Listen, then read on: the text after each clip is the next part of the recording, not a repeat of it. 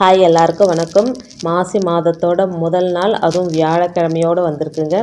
அல்ல குறையாத செல்வத்தை பெற குபேரர் வழிபாடு எப்படி செய்யணும்? செல்வத்தோட அதிபதியாக இருக்கிற குபேரருக்கு பல்வேறு பெயர்கள் இருந்தாலுமே அவரை பார்த்தோன்னே நமக்கு ஞாபகம் வர்றது என்னவோ பணம் தாங்க. பணம், பொருள், நகைகள் போன்ற அத்தனை செல்வங்களையும் வாரி வழங்கக்கூடிய குபேர பகவானுக்கு உகந்த கிழமை வியாழக்கிழமை. வெள்ளிக்கிழமையில் எப்படி மகாலட்சுமி தாயாரை நம்ம வேண்டி வழிபடுறோமோ அதே போல் வியாழக்கிழமையில் மாலை 5 to 8 குபேர காலம். இந்த டைமில் நம்ம குபேர வழிபாடு செய்கிறது ரொம்ப சிறப்புங்க. குபேரர் செல்வத்தோட கடவுள் அப்படின்றதுனால அவரை வழிபடுறதன் மூலம் செல்வ வளம் பெருகும் அப்படின்றத நம்பிக்கைங்க. செல்வத்தின் அதிபதியான குபேர பகவானை வீட்டோட வாசலில் வச்சு பூஜிக்கிறதுனால நமது செல்வத்திற்கு பாதுகாப்பும் செழிப்பும் உண்டாகும். குபேர மந்திரத்தை மனசில் சொல்லிக்கிட்டே குபேர விளக்கு ஏற்றினா ரொம்ப நல்லதுங்க.